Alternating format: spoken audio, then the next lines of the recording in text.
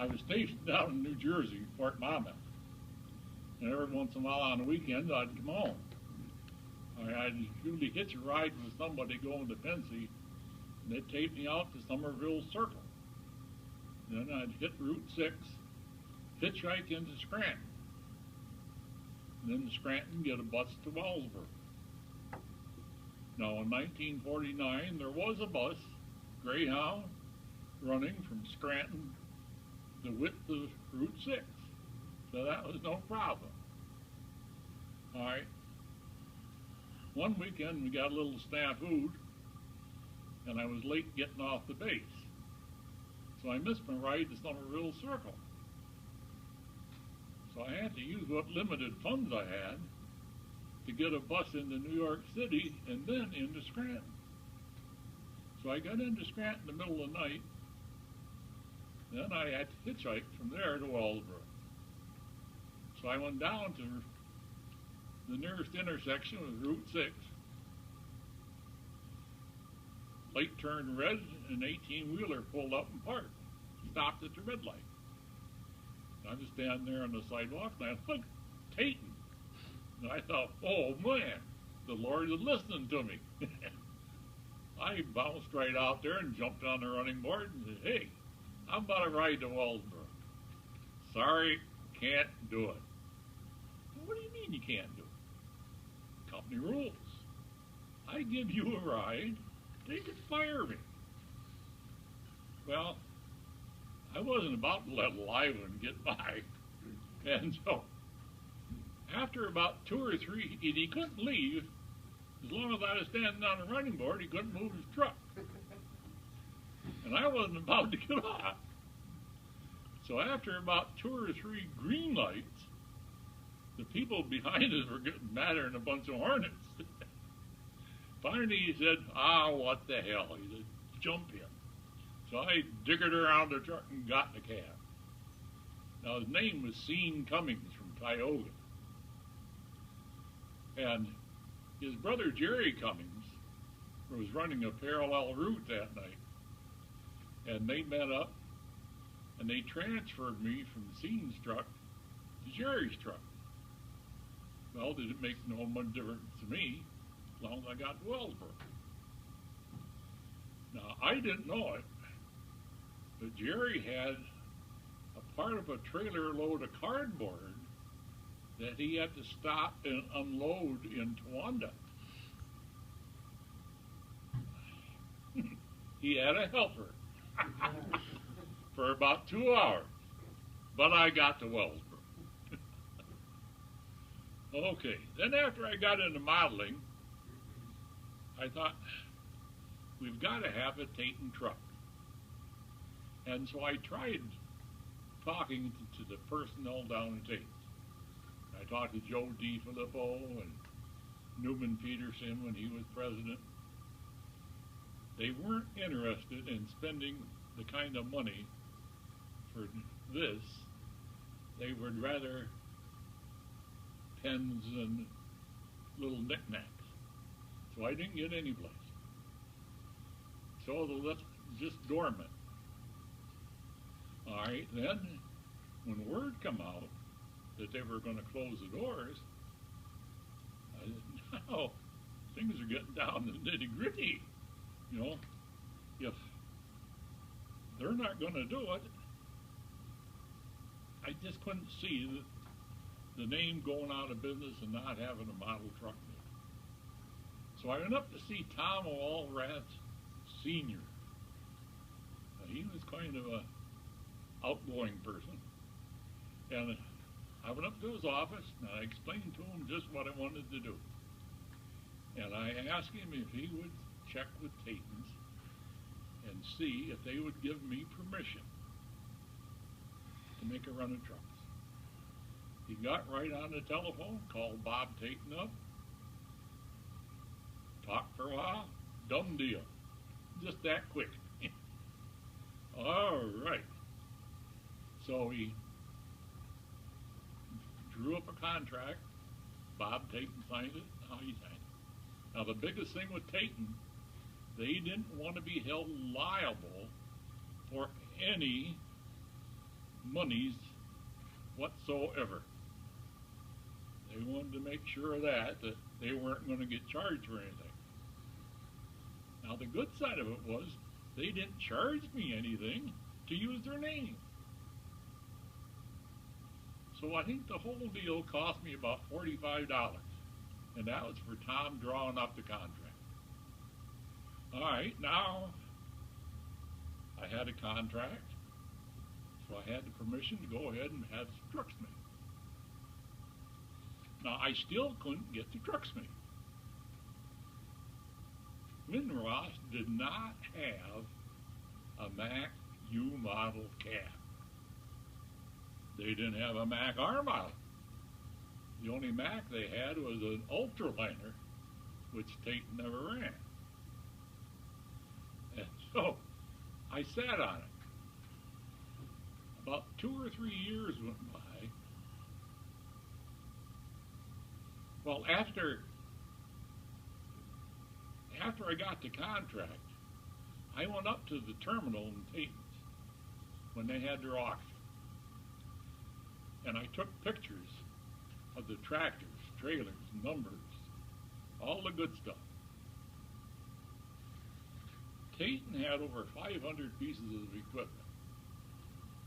They had 155 tractors, 323 trailers, 7 pickups, and 21 cars.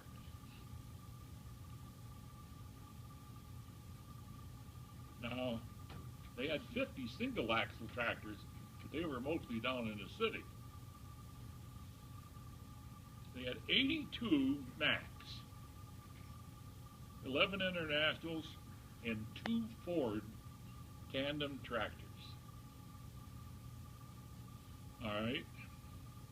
Scuttlebutt had it, but Winross is coming out with a new cab, a Ford cab.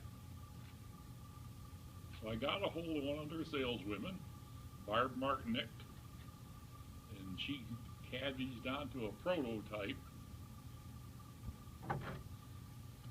of the new Ford. All right, this is a newer model than Tayton had, but it was a Ford. Tayton had a Ford, and I figured this is as close as it's going to get. So I said, okay. So we started in. Now, when they got drawing things up, first thing they wanted to do, they wanted me to send them a picture or a copy of that contract, because they weren't about to run that truck unless they had a contract giving me permission to run it. They weren't going to be held liable for that. So they drew me up with, they made a model, sent it down to me. I contacted Newman Peterson, had him come in and look at it to verify the authenticity of it. And the only thing that he could come up with was the size of the numbers on the airfoil and on the bumper, on the trailer. They standardized on their numbers, like maybe 6-inch. So that simplified things. You have an 8-inch on the tractor and 6-inch on the trailer and 4-inch on the bumper or something. Now they had everything standardized. Okay, so once I got that, gave them the go-ahead to run the truck. Finally, Barb called me down, or called up, and she said, I finally got the price. And then she said, are you sitting down? And I thought, oh boy. It was almost $40. Well, at that time, Winross trucks were selling for $20, $25, $30. And I thought, who the hell is going to buy that truck at $40-some? So we went over what we could do to eliminate things. Now, their base price was a single axle tractor, and then if you had an airfoil, that's extra. Stacks, they're extra. Numbers on the bumper, that's extra. Colors, one color, that's extra. Two colors, that's a little more extra. Three colors, that's more so. And so, good Lord, it was all adding up. And so we went over that whole truck, and I couldn't delete anything without destroying the integrity of the truck. The one thing that I did delete was clearance lights around the top of the trailer. I kept the ones on the cab, but I had the ones on the trailer. Okay, so I got everything finalized, ordered the truck. Shortly after, I came about that close to being divorced. Maybe a little bit closer.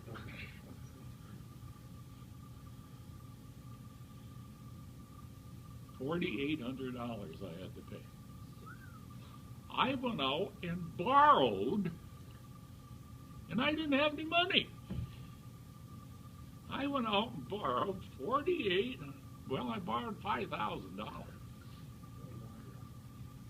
Now, if you don't think that caused a little discussion around the Steger household, I'll tell you. She was a good woman. She stuck with me. Okay, so I ordered them. When they finally got in, I took the dining room table. We had a big oak dining room table, put the leaves in it, and I had 120 trucks.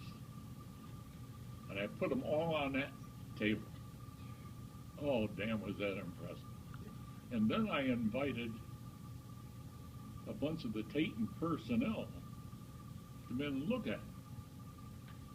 And some of them said, they didn't realize, like their mechanics up there, they didn't realize Tayton had so much equipment until they started bringing it back in. But I think the people that looked at it were a little disgruntled just because they went out of business and they lost their livelihood. So the first truck I sold was to Harry Weller.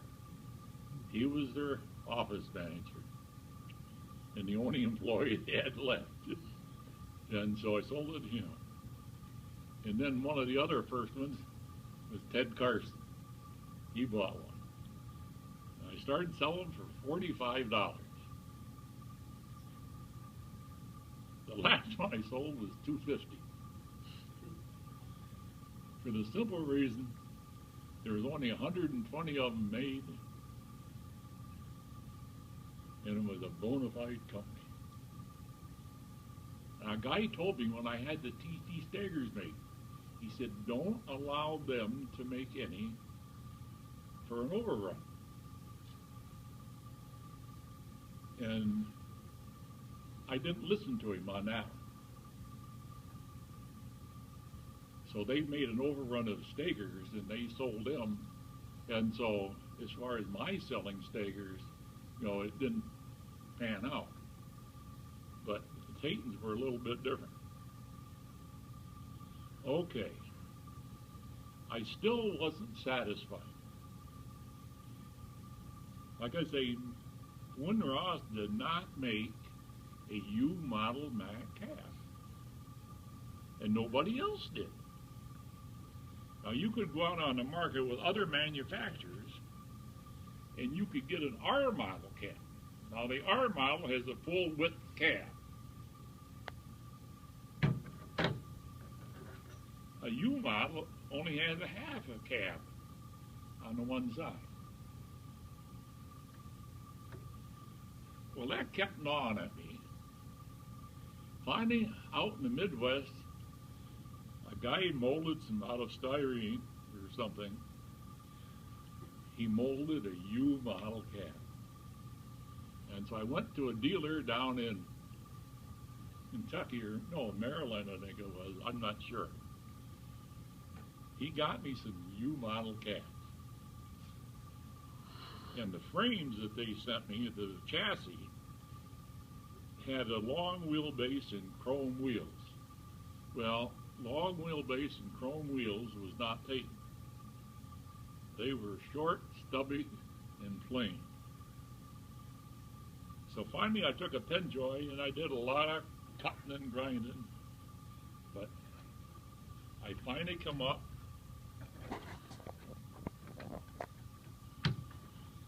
with a U-model Tayton truck. And it only took me 20 years. It was almost 2009, 2010 before I got that made, that U-model, and I had the Tayton's trailers made in 1988. I kept after that until I finally got that made. Thank you kindly. Thank you. Very good history.